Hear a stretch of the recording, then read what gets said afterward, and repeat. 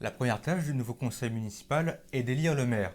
Mais qui est cette figure politique tant appréciée des Français, qu'on appelle aussi le premier magistrat de la commune et qui est à la fois le chef de l'exécutif local, de l'administration, officier d'état civil et de police. De même, qui sont ses adjoints? Quelles sont leurs fonctions? Comment sont-ils élus? C'est le sujet de cette vidéo. La figure du maire et des adjoints. Selon le Larousse, le maire est le premier des magistrats municipaux. Il représente l'organe exécutif de la commune. Petite précision, en France, le terme magistrat désigne toute personne investie d'un pouvoir de décision, pouvant être exécuté par la puissance publique. Le maire est la figure centrale de la gestion municipale. Il cumule à ce titre plusieurs fonctions. Comme on l'a vu dans une précédente vidéo, le maire est un représentant de l'État dans la commune, ce qui lui confère plusieurs responsabilités et notamment celle d'officier d'état civil. Il enregistre à ce titre les naissances, les mariages, les décès, etc. Il délivre aussi les actes sur demande des administrés. Le maire est également officier de police judiciaire. Il est donc habilité à constater des infractions pénales et à recevoir des plaintes. Il a aussi la responsabilité de procéder au recensement dans sa commune et d'organiser les événements structurants de notre régime républicain, c'est-à-dire les élections, locales comme nationales, et les cérémonies patriotiques. En ce qui concerne sa responsabilité locale, il est le chef de l'exécutif municipal. Il dirige donc l'action publique de la commune, il prépare et préside les réunions de conseil municipal et applique les décisions prises par ce dernier. Il est également garant du respect du budget voté à chaque début d'exercice. Le maire est aussi le chef de l'administration communale, il supervise ainsi les services municipaux et gère les ressources humaines de la commune, ce qui explique que lorsque vous postulez à certains emplois en mairie, on vous demande d'adresser votre candidature à madame ou monsieur le maire. Enfin, l'édile est aussi officier de police administrative, en plus d'être officier de police judiciaire, une fonction qui lui confère le pouvoir de mener des missions de sécurité, de tranquillité et de salubrité publique. Il peut par ailleurs prendre des arrêtés municipaux afin d'assurer l'ordre public, mais aussi appliquer les réglementations nationales au niveau local et gérer les affaires communales. Par exemple, pour les demandes de travaux, des fermetures de rues à la circulation en raison de manifestations culturelles, ou encore réglementer les nuisances sonores en pleine nuit. Depuis les lois de décentralisation de 1983, son rôle s'est renforcé du fait du transfert de compétences de l'État aux collectivités territoriales. Par ailleurs, il dispose d'une large autonomie dans le pilotage des politiques publiques, mais toujours dans la limite du budget de sa commune. Le chercheur en sciences politiques Christian Lebar décrit le maire comme un ensemblier, une figure de médiation entre les différents acteurs du territoire, les administrations, associations, entreprises, etc., qui cherchent à rassembler, à fédérer autour de projets de territoire. Lebar n'est pas le seul à le décrire ainsi. Rémi Lefebvre compare cette figure politique à celle d'un entrepreneur de politique publique ou encore un manager de l'action publique locale qui organise et agence plusieurs ressources techniques, humaines et financières dans le but de mettre en œuvre ces politiques. Cette approche du rôle du maire illustre le tournant gestionnaire de l'État amorcé dans les années 70-80 et qui a entraîné une technicisation de la fonction. Bon, je digresse un peu, mais c'est un thème que je souhaiterais aborder à l'avenir, et notamment sous l'angle de la communication publique, domaine que j'ai étudié à l'université. On va terminer cette partie par un élément symbolique. Dans l'exercice de ses fonctions de représentation, le maire arbore son écharpe tricolore à glands dorés. Cette écharpe ressemble à s'y méprendre à celle des parlementaires, députés et sénateurs. À un détail près, l'ordre des couleurs est inversé. Le parlementaire porte en effet l'écharpe avec le rouge du drapeau tricolore du côté du cou, tandis que le maire la porte avec le bleu côté cou. Passons maintenant aux adjoints. Les adjoints sont des membres du conseil municipal qui sont élus pour assister le maire dans ses fonctions jusqu'à la fin de son mandat, sauf cas particulier. Leur nombre dépend de la taille de la commune, mais il ne peut dépasser 30% du nombre de conseillers municipaux arrondi à l'entier inférieur. Par exemple, dans une commune de 15 000 habitants, un conseil municipal de 33 membres peut élire jusqu'à 9 adjoints. Dans les communes de plus de 80 000 habitants, cette limite peut être dépassée pour la création d'adjoints de quartier, dans la limite de 10% de l'effectif de conseillers municipaux. Prenons l'exemple de Rennes. La municipalité compte 21 adjoints, ce qui dépasse les 18 maximum prévus pour les villes de 200 000 à 249 999 habitants. Mais, comme on l'a vu, les villes de plus de 80 000 habitants peuvent dépasser cette limite pour la création d'adjoints de quartier, ce qui est le cas de Rennes. Reprenons.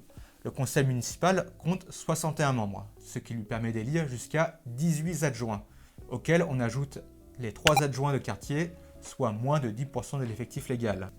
À l'instar du maire, les adjoints sont donc des représentants de l'État. Ils remplissent donc des fonctions d'officier d'état civil et de police judiciaire. Les adjoints disposent aussi de pouvoirs exercés au nom de la commune, confiés par l'édile qui décide à qui il attribue les délégations en fonction des besoins de la commune et des compétences de chacun. On retrouve donc couramment des adjoints aux finances, à l'urbanisme, aux affaires sociales ou encore à la culture. Comme on l'a vu, certains adjoints peuvent se voir assigner des quartiers de la commune qui présentent des particularités et ou des problématiques spécifiques.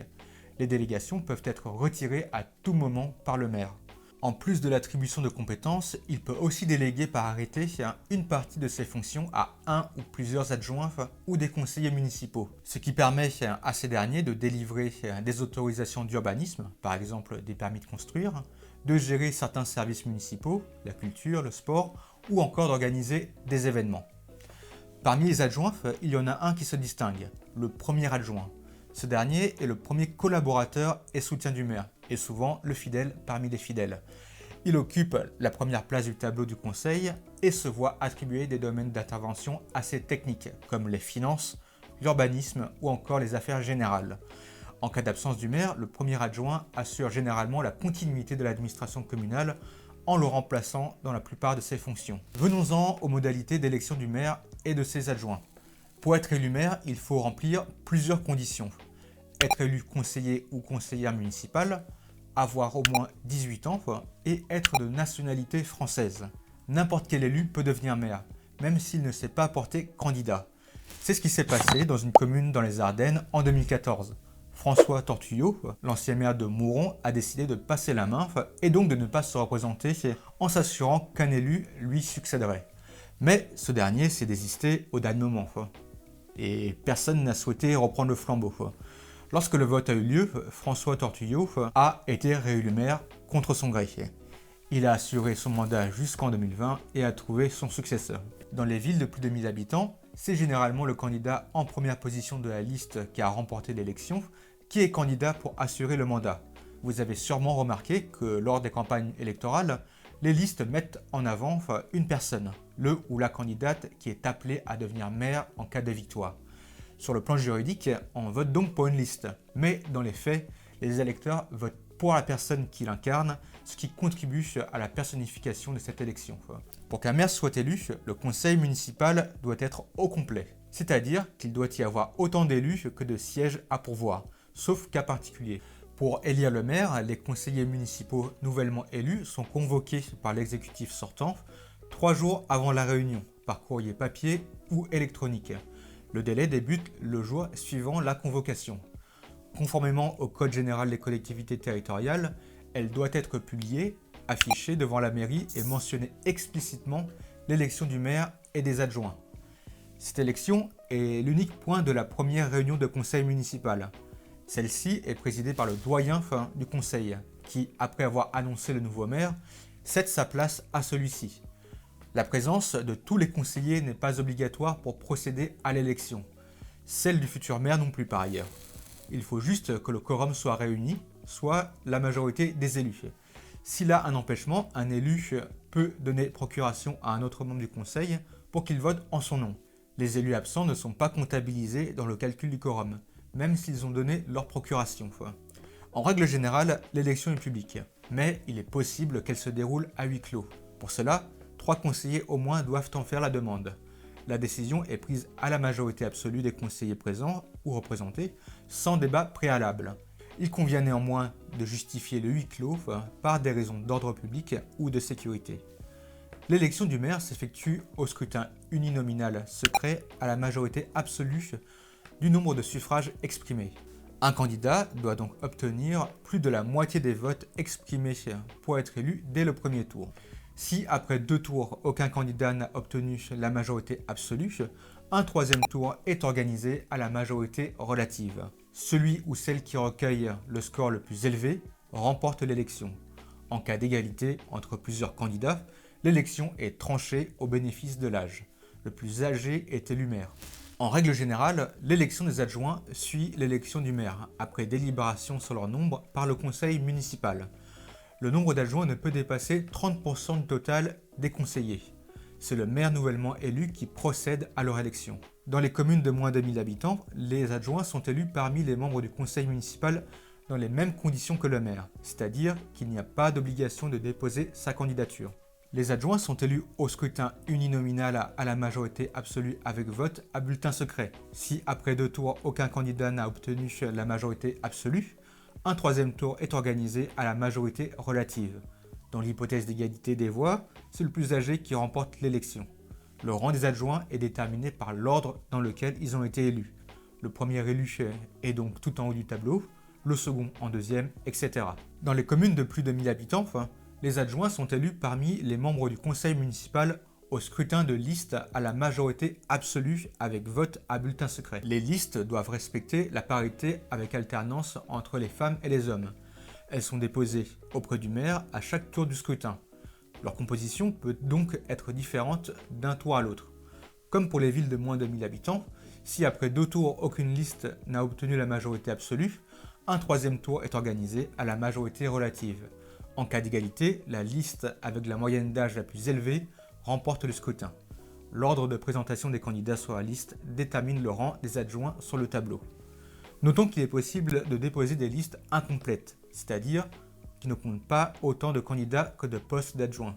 Dans ce cas, les membres du conseil municipal peuvent combler les postes restants par un scrutin individuel, poste par poste, toujours en respectant le principe de parité. Il peut arriver qu'un adjoint démissionne en cours de mandat. Dans ce cas, une élection est organisée pour le remplacer.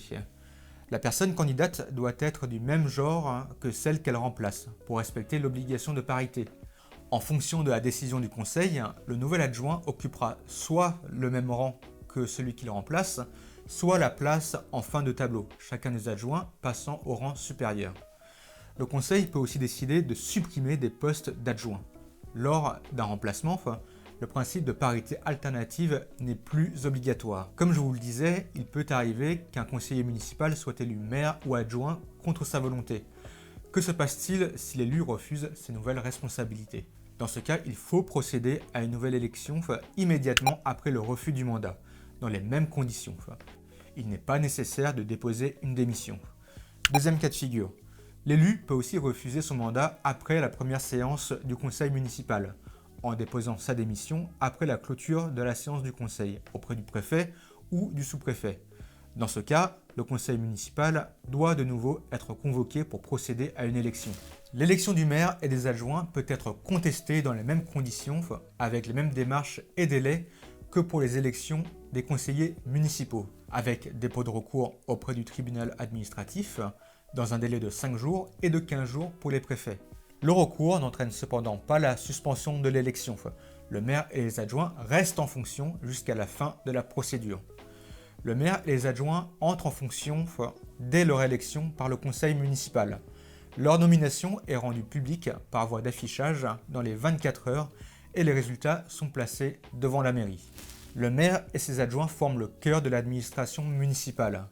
Ils incarnent à la fois l'autorité de l'État et la proximité avec les habitants de la commune. Le maire, père de famille, chef d'orchestre de la vie locale et entrepreneur de politique publique, cumule des fonctions variées qui vont de la gestion administrative à l'organisation des politiques publiques. Son rôle et celui des adjoints ne cessent d'évoluer dans un contexte où de nouveaux enjeux émergent, comme la défiance croissante vis-à-vis des élus, même municipaux, la baisse des dotations aux collectivités territoriales, qui va avoir un impact négatif sur les services à la population, et alimenter la défiance que j'évoquais juste avant.